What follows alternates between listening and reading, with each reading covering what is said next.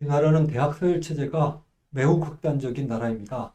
미국과 일본도 대학이 서열화되어 있지만 우리나라는 서연고, 서성한이 중경 외시로 이어지는 것처럼 대학들을 한 줄로 줄 세우고 있습니다. 이런 나라는 유례를 찾아보기 어렵죠.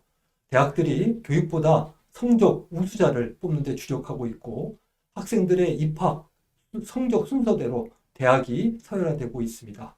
또 한번 서열이 매겨지면 취업이나 승진에서 고착화되기 때문에 쉽게 변하지 않습니다. 그런데 우리나라 대학 서열에서 두 가지 변화가 있었습니다. 2000년 이전에는 서울 지역 주요 대학 다음에 지방 국립대학이 서열 순서에 왔었습니다. 그러나 97년, 98년 IMF 위기를 겪으면서 취업이 유리한 수도권 지역의 대학 순위가 높아지고 있습니다. 두 번째 변화는 1980년대까지는 어느 학과를 나왔는가 보다 어느 대학을 나왔는가라는 간판이 취업에 유리했었습니다.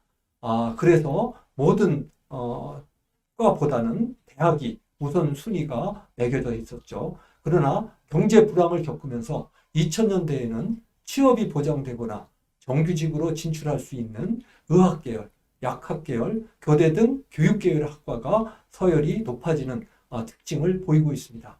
그러나 전반적으로 보면은 기존의 대학 서열은 견고한 성체로 여전히 남아있고 대학 서열의 메커니즘은 강력하게 작동하고 있는 상황입니다.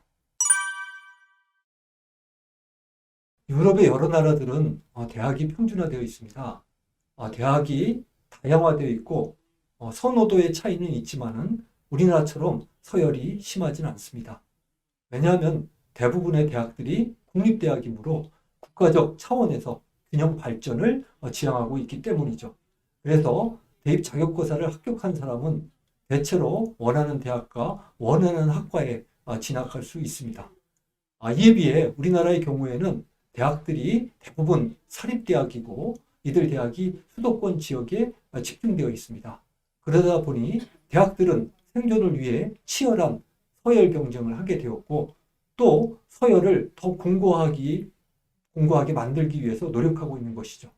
결국 대학의 평준화를 위해서는 사립대의 공공성을 강화해서 공영형 사립대로 전환하거나 국립대의 비중을 높여서 서열 체제를 해소할 수 있는 기초를 마련해야 합니다.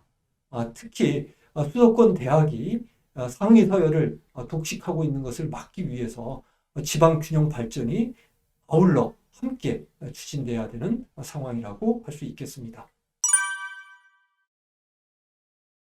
예, 대학 서열화는 여러 가지 심각한 문제를 야기하고 있습니다. 첫 번째는 입시 위주의 교육입니다. 상위권 대학에 진출하는 것이 고등학교 교육의 목표가 되면서 학교는 입시 보립교육 과정으로 운영되고 있고 사교육비는 날로 늘어나고 있습니다. 더욱이 사교육비의 계층 간 격차도 커지고 있는 그런 조건입니다. 두 번째는 대학 서열화는 학벌 사회를 형성하고 있습니다.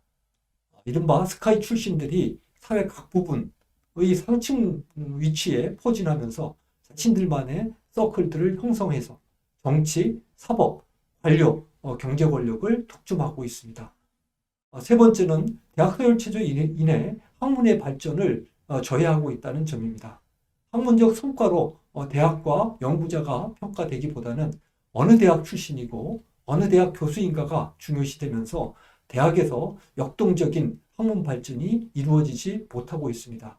이와 같이 대학 서열 체제는 우리 사회의 전진을 가로막고 있고 사회 불평등을 심화시키는 그러한 제도로 작동을 하고 있습니다. 일단 대학 서열 체제의 문제점을 공감하고 이를 바꾸겠다는 사회적 공감대를 이루는 것이 무엇보다 중요합니다. 많은 사람들의 바꾸려는 의지가 보인다면 이것은 현실이 될 수 있습니다.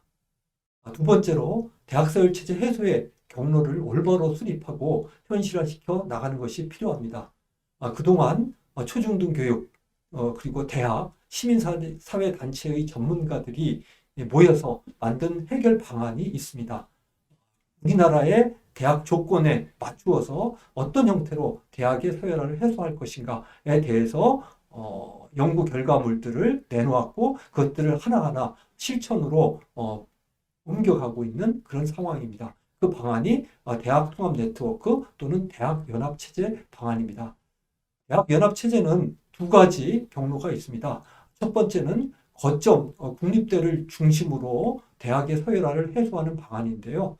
거점 국립대를 서울대 수준으로 발전시켜서 전국적으로 10여 개 정도의 상위권 대학을 상위권 대학을 만드는 것이고요. 이렇게 되면은 상위권 대학에 진학하려는 병목 현상을 해소할 수 있게 되겠습니다. 국립대 통합 네트워크로 알려져 있는데 이는 마치 프랑스 대학들이 프랑스 1대학부터 파리 1대학부터 파리 13대학까지 대학을 평준화했었던 것과 유사한 맥락입니다. 두 번째는 사업 운영의 투명성과 공공성 강화에 동의하는 사립대학들을 공영형 사립대학으로 전환하여 지역별로 관역별 네트워크를 구축하는 방안입니다. 영국의 대학들이 공영형 사립대학으로 운영이 되고 있는데 대부분의 대학들이 평준화되어 있습니다.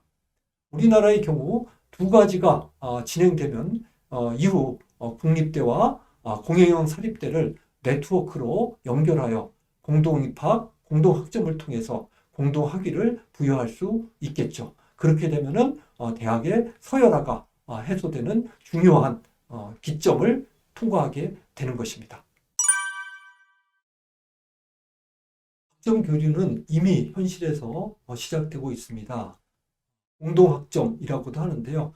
서울 지역의 대학교 총장들은 2016년에 학점 교류에 대한 협약을 체결하여서 졸업학종의 절반까지를 다른 대학에서 이수할 수 있도록 하였고, 코로나19가 확산되면서 대면 수업이 어려워지자 거점 국립대학교의 총장들이 모여서 학생 교류에 대한 협약을 체결하였고 학생들의 학점 교류를 활성화하고 있습니다.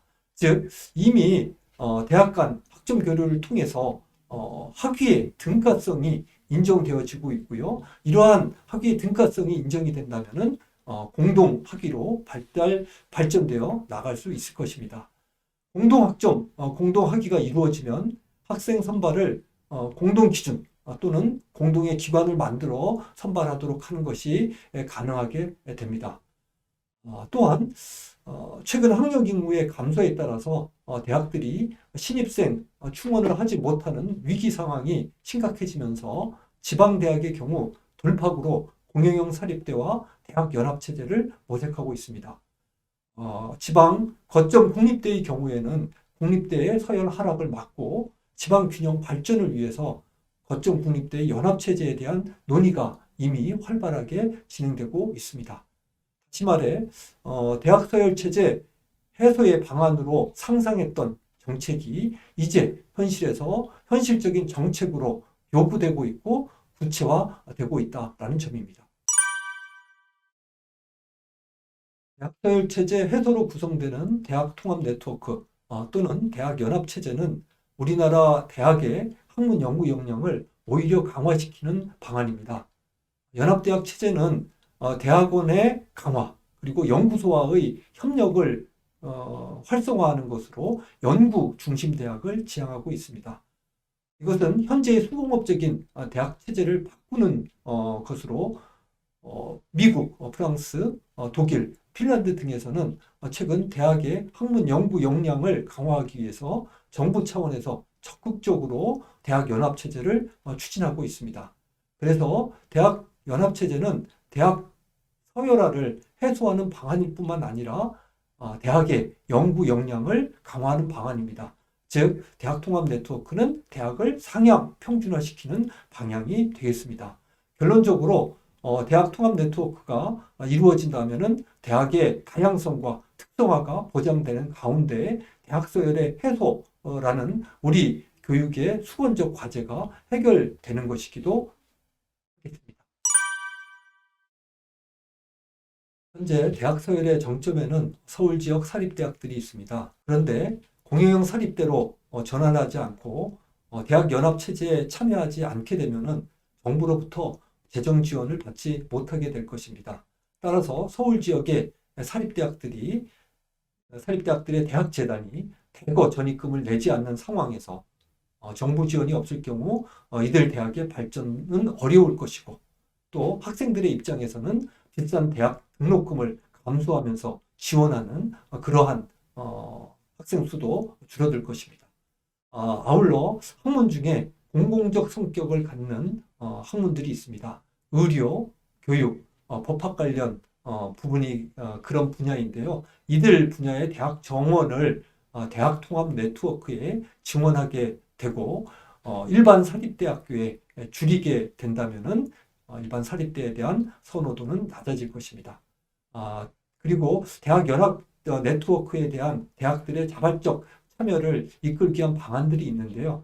프랑스 같은 경우에는 10년간 계약을 체결해서 대학 연합 체제로 운영을 하고, 결과가 좋지 않을 경우 원래 일반 대학으로 복귀하도록 하는 길을 열어놓고 있습니다. 이러한 제도를 통해서 서울 지역의 사립대학의 참여를 강력하게 유도하고, 또 이걸 바탕으로 해서 대학 통합 네트워크에 가입하는 힘들을 늘려나갈 수 있을 것입니다. 우리 사회의 불평등을 완화하고 해소하기 위해서는 임금 격차의 해소, 사회복지제도를 갖추는 것이 중요합니다. 그러나 이어 아울러 대학서열 체제를 해소하는 것도 사회불평등 해소에 커다란 기여를 하는 정책이므로 동시에 추진되어야 합니다. 오히려 대학 진학률이 낮은 나라에서는 임금 격차가 큰데 비해서 대학 교육이 확대될수록 학력 간 임금 격차가 줄어드는 것이 세계적인 흐름입니다. 아울러 대학 진학은 산업의 고도화와 사회 발전에 따라 이미 보편화 단계에 도달하였습니다. 대학 진학 단계가 엘리트형, 대중형, 보편화형이라고 세 가지 형태로 단계를 밟아 나가는데, 현재는 이미 보편화 단계에 도달하였다는 것이죠. 이러한 대학 진학의 확대는 경제적인 임금 상승뿐만 아니라 민주적인 시민으로 성장하고 자신의 능력을 발달시키는 데 있어서도 중요한 역할을 하고 있습니다.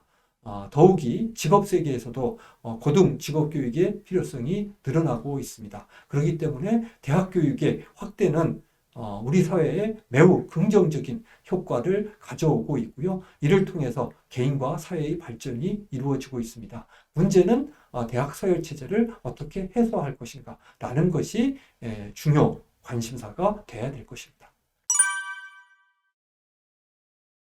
대학 서열 체제 해소에 대한 국민적 공감대는 넓었지만, 초기에는 학벌 없는 사회, 교육혁명 공동행동 등 시민사회단체를 중심으로 진행되어 왔습니다.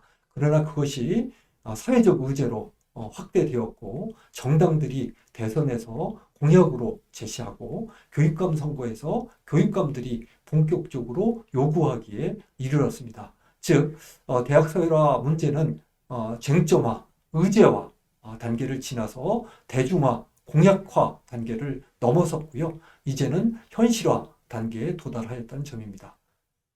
두 번째로 이 대학 서열화 해소에 참여하는 주체들도 광범위하게 확대가 되고 있습니다. 초기에는 입시 위주 교육과 막대한 사교육비에 고통을 받았던 초중등학교 교사와 학생, 학부모, 시민단체들, 그리고 진보적인 교수들이 시작하였습니다. 그런데 최근 학령 인구의 감소에 따라서 대학 체제의 개편이 불가피해지면서 현재는 많은 대학 교수, 대학 교직원들도 참여를 확대하고 있고요. 국립대 총장들이 직접 나서서 국립대 육성 사업을 요구하고 있는 상황입니다. 아울러 지방대학의 위기는 지방자치단체의 위기를 가져오게 되었고, 지방 소멸 요인으로 작동하면서 지방자치단체 차원에서도 지방대학의 균형 발전과 대학 서열 체제의 해소를 요구하고 있습니다. 다시 말하면 대학 평준화 운동이 점점 확대되어 가고 있고, 현실화 단계로 진입하고 있다는 점입니다. 이제 대학 서열화 해소는 꿈꾸는 단계가 아니라 꿈을 현실로 만드는 현실화 단계로 전진하고 있습니다.